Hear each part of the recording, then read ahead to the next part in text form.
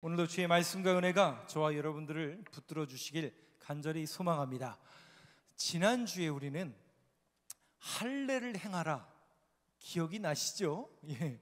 그 할례를 행한다라는 것은 어떤 의미가 있느냐? 아니, 여리고성 앞을 두고 지금 전쟁을 앞두고 할례를 행하면 어떻게 돼요? 뭐 어떻게 돼요? 일주일 동안 아프지. 무장해제가 되는데 왜 하나님이 할례를 행하라 라고 말씀하셨느냐? 아브라함 때 할례가 있었죠. 여러분 기억나실 텐데 아브라함이 할례를 받기 전에 생산해낸 아들이 누구라고요? 이스마엘. 그리고 할례를 받은 후에 낳은 아들이 이삭. 그런데 이스마엘이 아니라 할례를 받은 이후에 난 이삭이 어떤 자녀예요? 약속의 자녀이다 라고 말씀하십니다. 그래서 할례라는 것은 넌 죽었다, 넌 죽었지만 약속의 자녀로서 새로 거듭나고 약속의 자녀로서 이 땅 속에서 하나님의 약속과 말씀을 붙들어야 될 사람으로서 내가 너를 불렀노라 라는 그런 믿음의 고백이 그 안에 담겨져 있고, 우리는 다 같이 약속의 자녀로서, 그러니까 이 할례를 행하라는 이 명령 속에 우리는 죽었었지만, 죄로 인해서 죽을 수밖에 없는 죄인들이지만 예수 그리스도의 공로와 은혜로 우리가 다시 살아난 것처럼 약속의 자녀로서 약속의 말씀을 붙들어야 될 것을 여리고성을 앞둔 이 이스라엘 백성들에게 말씀하고 계신다라고 지난주에 말씀을 드렸고 기억이 나실 겁니다. 자, 그 여리고성 전투를 앞두고 한 가지 또 사건이 등장을 하는데 그게 오늘 본문의 사건입니다. 어떤 한 사람을 만나게 됩니다. 13절 말씀을 한번 보여주실까요? 예. 어떤 한 사람을 만나게 되는데 이 사람을 만나게 됩니다. 여호수아가 여리고에 가까이 이르렀을 때 눈을 들어본즉, 자 이제 할례를 행한 이후에 약속의 자녀로서 여리고성 앞에 나아갈 때에 눈을 들어본즉 한 사람이 칼을 빼어 손에 들고 마주서 있는지라. 세상에, 누군지는 모르는, 이름도 모르는, 난생 처음 보는 사람이 세상에 칼을 들고 서 있는 거예요. 그럼 여러분, 칼을 들고 서 있다는 것은 지금 저 사람이 나를 어떻게 한다는 얘기예요? 좀 공격한다는 얘기잖아요. 그때 여호수아가 그에게 묻습니다. 야, 칼을 들고 서 있는 너요, 분명히 나를 해하든지 아니면 나에게 이익이 되든지 이 둘 중에 하나일 텐데 이렇게 질문하는 거죠. 그래서 너는 우리를 위하느냐, 우리의 적들을 위하느냐? 이스라엘의 적은 누구예요? 지금 저 앞에 있는 여리고성의 가나안 땅의 백성들이죠. 지금 너는 우리를 위하느냐, 우리의 적들을 위하느냐? 여러분, 요 문장 한번 잘 보세요. 잘 보세요. 맨 마지막 줄에 있는 너는 우리를 위하느냐, 우리의 적들을 위하느냐? 우리도 마찬가지입니다. 성경에 있는 여호수아뿐만 아니라 우리도 마찬가지죠. 어떤 문제를 만나고 어떤 급작스러운 사건과 그런 만남과 알 수 없는 그런 사건들과 인생의 의문점 속에서 저와 여러분 또 여호수아 동일합니다. 이게 우리를 위하는 문제냐, 우리를 대적하는 저 문제냐? 그러니까 좀 더 쉽게 말하면 이런 거죠. 우리 편이냐, 너는 저쪽 편이냐? 그 얘기죠. 너는 우리 편이냐, 너는 저쪽 편이냐? 조금 더 리얼하게 말씀드려요. 지금 너는 나에게 이익을 주려 왔냐, 저쪽 편의 이익을 주려 왔냐, 이거예요. 이 메시지가 도대체 어떤 메시지일까? 저도 이 문제가 쉽진 않았어요. 그러나 우리가 이 문제 속에서 딱 드려지는 게 뭘까? 여러분 잘 보세요. 제가 여호수아서를 진행해 가면서, 여호수아서는 가나안 땅에 들어가서 정복 전쟁을 하는 정복 전쟁사입니다. 근데 이 이스라엘 백성들이 약속의 자녀로서 그 가나안 땅을 정복하는 이 정복 전쟁은 총과 칼로 하는 게 아니라 뭐라고 한다고요? 믿음과 순종으로 한다고 했어요. 하나님을 향한 믿음과 그 말씀에 순종으로서 정복 전쟁을 하라고 하나님께서 말씀하셨다라고 그랬어요. 그래서 제가 1장, 2장, 3장, 4장, 오늘 5장도 3번에 걸쳐서 이야기 말씀드리는 게 전부 그거예요. 이미 전쟁은 시작도 안 했어요. 아직 여리고성 아직 언제 가나 그러실 텐데, 이거 넘기기 되게 힘드네 그러실 텐데, 여리고성 하나님 보시기에 가장 중요한 건 뭐냐면 이 백성들을 훈련시키고 이 백성들의 정체성이 뭔지, 즉 저와 여러분들이 신앙인으로서 어떤 정체성을 가지고 어떤 신앙생활을 해 나가야 되는데, 우리가 어떤 상태가 되어 있고 준비가 되어 있고 훈련이 되어 있고 이것이 어떤 정체성으로 우리가 여겨지는지에 대해서 우리가 자각하고 있어야 된다는 걸 얘기하고 싶은 걸까요? 그냥 뭐 좋은 게 좋은 거니까 그런 건가요? 아니에요. 우리는 정확하게 어떤 사람이고 어떤 신앙인이고 어떤 길을 걸어가야 될지를 자각해야 될 것을 계속 주님이 말씀하시는 거예요. 근데 여러분 보세요. 그래도 막상 맞닥뜨리면, 그 문제를 만나고 그 고난을 만나고 그 어려운 사람과 그 문제를 만나면 하나님의 말씀이 더 가까이 있던가요? 문제가 더 앞에 있던가요? 물어보는 제가 바보죠. 여지 없어요. 그렇잖아요? 여지 없어요. 그래서 여러분, 정말 트레이닝이라는 게 정말 필요합니다. 오늘도 우리 권사님 기도해 드렸는데, 제가 허리 환자잖아요. 허리 환자. 저 허리 환자예요. 환자. 18년째 허리 환자예요. 31살 때 허리를 다쳤는데, 허리 이제 어느 날 무릎이 아파서 갔더니 의사가 그러더라고요. 당신은 무릎이 아픈 게 아니라 조금 있으면 허리가 아플 거래요.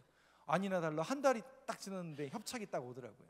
그래서 제가 지금 18년 동안 허리 환자로, 이거는 이제 뭐 평생 제가 안고 가야 되고, 관리 차원에서 저는 살 빼기 위해서 운동하는 게 아니라 살기 위해서 운동을 하는 겁니다. 허리 아파 보니까요, 야 여러분, 아파 본 사람만 알잖아요. 그 고통이 얼마나.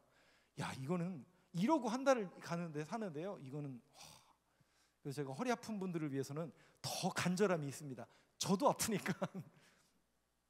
근데 그 협착을 낳는 방법이 수술로 잘 안 돼요. 이거는 트레이닝밖에 안 됩니다. 옆에 있는 근육을 키워서 허리를 잡는, 즉 저와 여러분들의 신앙도 훈련이 필요합니다.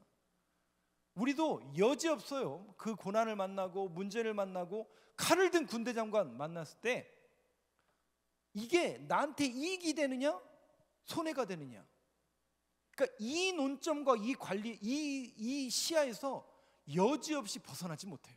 우리는 이 어떤 문제를 만났을 때 이 문제 속에서 하나님은 나에게 뭘 원하시는 거지?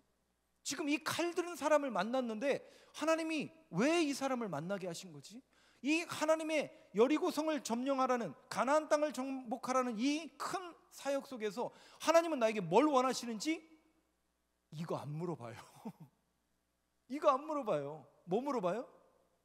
내 편이냐 네 편이냐, 이익이 되느냐 손해가 되느냐. 여지 없습니다 여러분. 여지 없습니다 여러분. 근데 여러분들이 철저하게 하나님을 어떤 분으로 인정하고 어떤 분으로 받아들여야 되는지에 대한 정체성을 여러분들이 늘 확인하셔야 돼요. 여러분들에게 하나님은 어떤 분이십니까? 오늘 아까 부른 찬양의 고백처럼 정말 여러분들의 주인으로 하나님을 우리의 인생의 왕으로 섬기고 계십니까? 우리가 그 부분에 대한 정체성을 확인하는 자리가 실상은 어느 자리냐면 예배의 자리예요.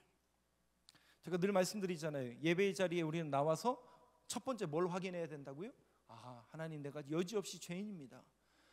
그러나 예수님이 나를 사랑하셔서 십자가에서 피를 흘려주시고 그 보혈의 피로 내 죄를 씻겨주셔서 내가 정결하게 되어 하나님 앞에 담대하게 나아갈 수 있게 됐군요 라는 것을 하나님 앞에 감격하고 내 정체성을 확인하는 자리가 예배의 자리입니다.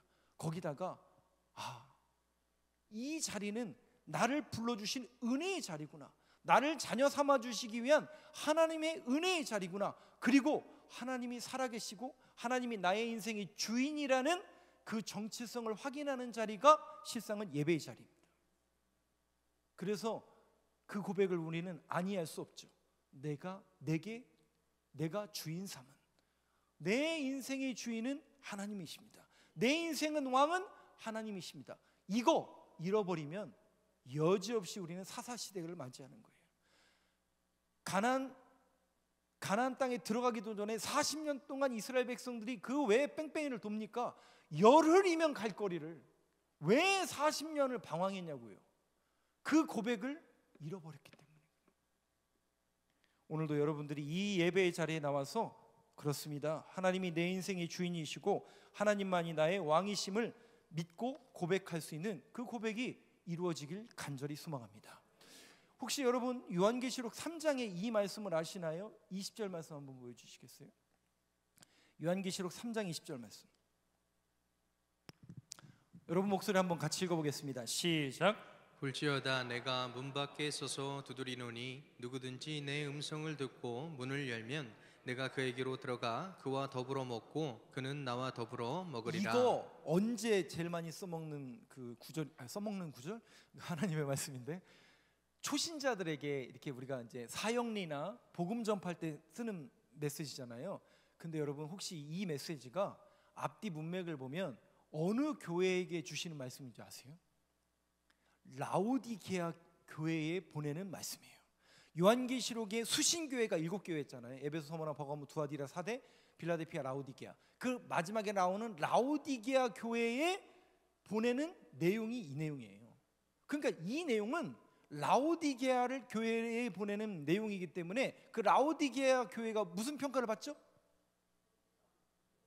그거죠.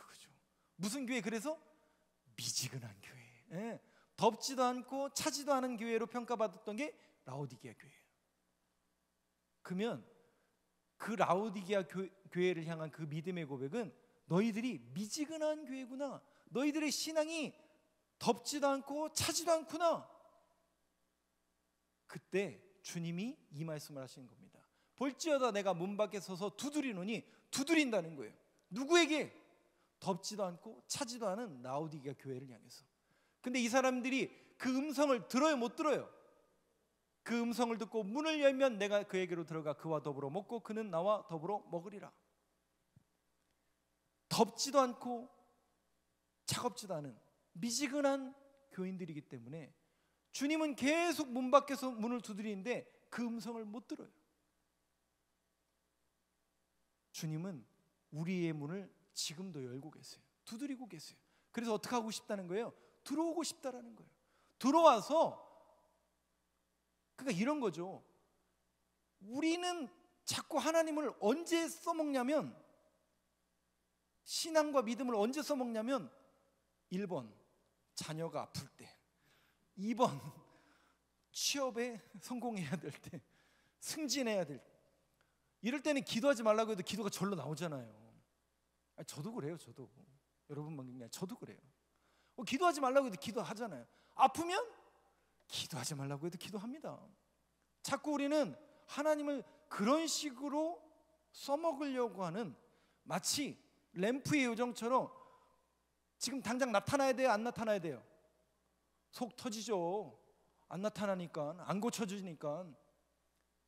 근데 하나님은 어떤 분이시냐? 문을 두드리신다는 거예요. 그리고 나와 더불어 먹으리라. 주님은 우리와 늘 함께하고픈 분이시라는 거예요.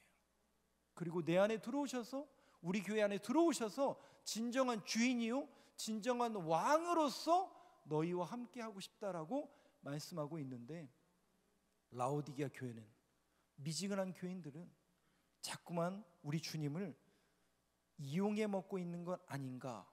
한번 이 메시지를 여러분들이 곰곰이 묵상해 볼 수 있는 이 말씀이 되길 간절히 소망합니다. 자, 그때 14절을 한번 보여주시죠. 오늘 본문의 14절을 보면 이렇게 얘기합니다. 그 칼을 든 어떤 사람이 이렇게 얘기합니다. 여러분 14절 한번 여러분 목소리로 같이 읽어보겠습니다. 시작. 그가 이르되 아니라 나는 여호와의 군대 대장으로 지금 왔느니라 하는지라. 여호수아가 얼굴을 땅에 대고 엎드려 절하고 그에게 이르되 내 주여 종에게 무슨 말씀을 하려 하시나이까. 누구로 왔다고요? 나는 여호와의 군대 대장이에요. 잘 보세요 여러분. 워딩을, 그 메시지를, 여호와의 군대 대장. 그래서 이 여호와의 군대 대장을 두 가지로 해석합니다. 첫 번째는 하늘의 군대 대장으로 해석합니다. 하늘의 군대 대장 어디 나오죠? 예수님이 뭐라고 얘기해요? 내가 12영이나 더 되는 하늘의 군대를 동원할 수 있다라고 말씀하시잖아요. 근데 그때의 12영이 무슨 뜻인지 아세요? 영. 우리가 아는 그 영 아니에요. 거기에서 말하는 12영이라는 것은 로마의 사단 병력을 말하는 거예요. 그러니까 12영이라는 것은 하늘의 천군 천사가 한 사단이 6,000명 정도 된다고 하면 12명 곱하면 몇이에요? 72,000명. 그러니까 아무튼 많다는 얘기예요. 아무튼 많은 하늘의 군대를 동원할 수 있다라고 분명히 말씀하셨어요. 그리고 게하시의 눈을 열어. 누가 그 선지자 누구예요? 엘리사가 게하시의 눈을 열어 그 도단성에 갇혀 있을 때 그 얘기하잖아요. 게하시가 두려워 떨고 있으니까 엘리사가 기도하잖아요. 게하시의 눈을 열어 천군 천사를 보게 하옵소서. 하늘의 군대를 말하는. 그러면 여기에서 말하는 여호와의 군대 대장은 하늘의 군대를 말하는 것일까? 그런데 원문에 보면 하늘의 군대와 여호와의 군대 대장은 전혀 다른 단어예요. 그래서 여호와의 군대라는 이 메시지가 써 있는 문장은 성경에 여기밖에 없어요. 출애굽기 말씀을 한번 보여주시죠. 출애굽기 12장 40절 41절.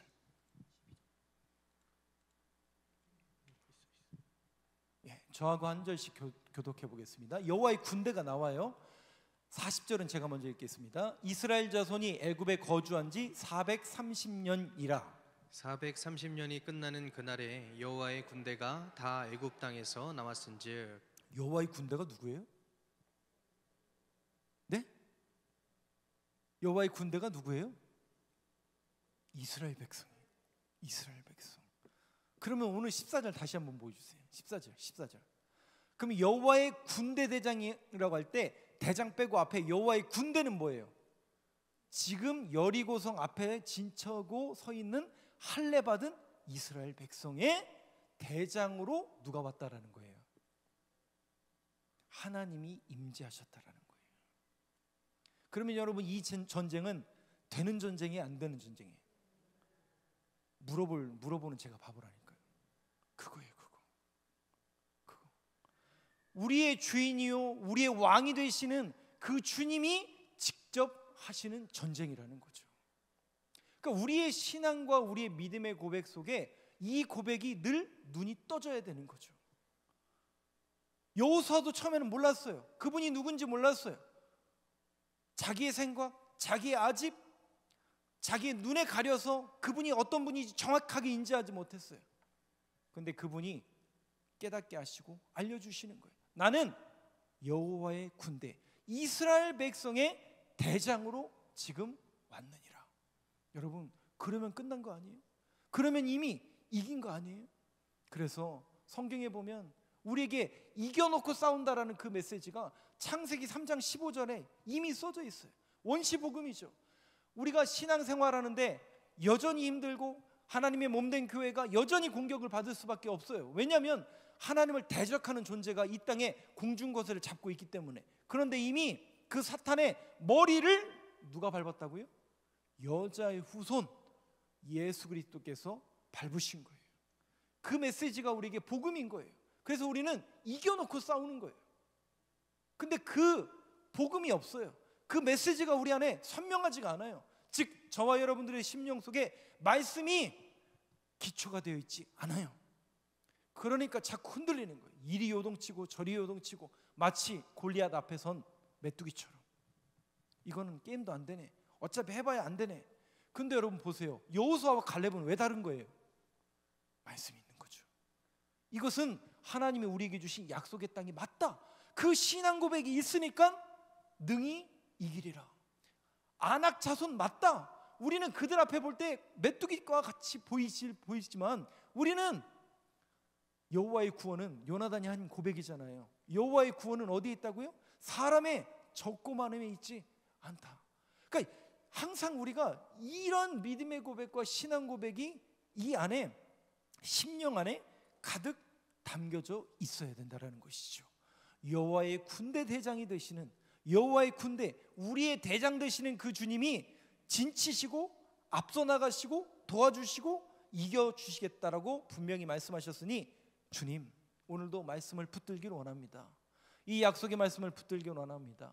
우리 주인 되시고 우리 왕이 되신 그 주님이 나와 함께 하시고 우리 교회와 함께 하신다는데 무슨 어려움이 있겠습니까? 우리에게 승리가 주어진 줄로 믿사오니 그 믿음의 고백을 늘 갖게 하여 주옵소서. 어떤 목사님이 그 얘기를 하시더라고요. 이제 이 구절 그 다음 절에 나오는 걸 보면서 신앙생활을 잘하려면, 이거 제 얘기가 아니에요. 어떤 목사님 설교에서 이 다음 구절 때문에 말씀드리는 거예요. 신앙생활을 잘하려면 믿음이 좋아야 될까요? 눈치가 빨라야 될까요? 이상한 질문인데 제 질문이 아니에요.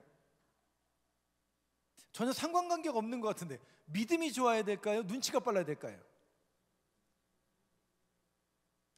눈치도 있어야 되고 믿음도 있어야 되죠. 그게 정답이긴 한데, 믿음은 실상은 하나님이 우리에게 주시는 은혜의 선물이니까 선물로 받으면 되지만 신앙생활을 잘하려면 눈치가 빨라야 된대요. 여호수아를 보세요. 다시 14절 한번 보여주세요. 여호와의 군대 대장으로 내가 왔다라고 딱 하니까 여호수아가 눈치가 빨라요? 늦어요? 알아먹는 거죠. 아하, 그렇군요. 그러니까 여호수아가 어떻게 해요? 여호수아의 반응이 뭡니까? 여호수아가 얼굴을 땅에 대고 엎드려 절하고, 이 행위가 뭐예요? 당신이 왕이십니다. 내 인생의 주인이십니다. 임재하셨군요. 그 믿음의 고백을 올려드리는 거예요. 그러니까 여러분, 눈치가 빨라야 돼요. 우리가 영적으로 민감해져 있어야 돼요. 센스가 있어야 돼요. 이게 뭔지, 지금 이게 어떤 일이지? 그러니까 우리가 어떤 일을 만나고 어떤 고난을 만나고 어떤 현상을 만났을 때 깨어있는 사람들은 이거 뭐죠 하나님?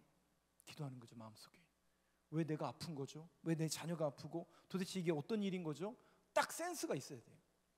그래서 기도하며 하나님의 뜻을 구할 수 있는 그런 신앙의 센스가 있어야 되는데 여호수아가 딱 그런 겁니다. 얼굴을 땅에 대고 엎드려 절하고 회개에 이르되 내 주여 종에게 무슨 말씀을 하려 하시나이까? 그러니까 15절을 말씀하는 겁니다. 오늘 결론에 해당하는 15절 말씀 보여주시죠. 여러분 목소리 한번 같이 읽겠습니다. 시작. 여호와의 군대 대장이 여호수아에게 이르되 내 발에서 신을 벗으라. 내가 선 곳은 거룩하니라 하니 여호수아가 그대로 행하니라. 신을 벗으라. 내가 선 곳은 거룩하니라. 이거 어디서 많이 본 구절이죠. 그렇죠. 근데 이 신을 벗는 행위는 우리 성경에 출애굽기, 레위기, 민수기, 신명기, 심지어 룻기에도 나와요. 룻기에 나오는 장면을 한번 볼까요? 룻기 4장 8절 한번 보여주세요. 이 신을 벗는다는 행위가 우리 성경에서는 어떤 의미인가? 8절 말씀 한번 같이 읽겠습니다. 시작. 이에 그 기름 부을 자가 모아스에게 이르되 내가 너를 위하여 사라 하고 그의 신을 벗는지라. 무슨 얘기냐면 말씀 띄어놔 주세요. 룻기 잘 아시죠? 룻이라는 여인은 원래 이스라엘 사람입니까? 모압 땅 여인입니까? 엘리멜렉과 나오미가 부부였죠. 그리고 기련과 말론이라는 아들 4명이 베들레헴에 살다가 기근이 들어서 모압 땅으로 이사가요. 거기서 기련과 말론이 오르바와 룻이라는 아내를 맞닥뜨립니다. 그러면 그 집에 며느리가 2명이 된 거죠. 오르바, 룻. 그런데 엘리멜렉이 죽어요. 그리고 기련과 말론이 자녀가 없이 죽습니다. 누구만 남아요? 나오미, 오르바, 룻. 여자 3명만 남았죠. 이것은 제가 말씀드린 것처럼 고대 사회에서 남자가 없다는 것은 그 가문은 끝났다라는 얘기죠. 그래서 나오미는 다시 고향으로 돌아갑니다. 그러면서 두 며느리에게 너희들 자녀도 없고 아직도 젊으니 고향으로 돌아가라. 그랬더니 가요 안 가요? 오르바는 갔어요. 그런데 룻이라는 여인은 안 갑니다. 그리고 누굴 쫓아가요? 어머니를 쫓아갑니다. 그러면서 그 유명한 신앙 고백을 하죠.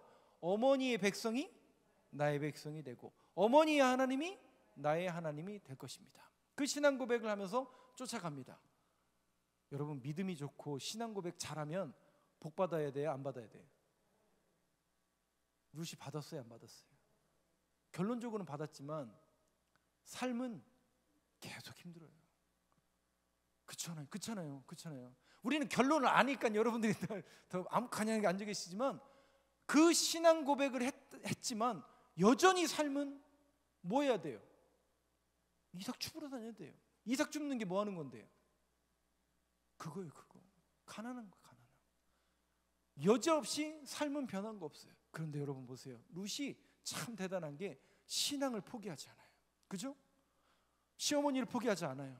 자신의 삶을 포기하지 않아요. 포기했으면 다시 돌아갔을 거예요. 근데 포기하지 않아요. 그 얘기는 주의 말씀을 붙드는 거예요. 포기하지 않아요.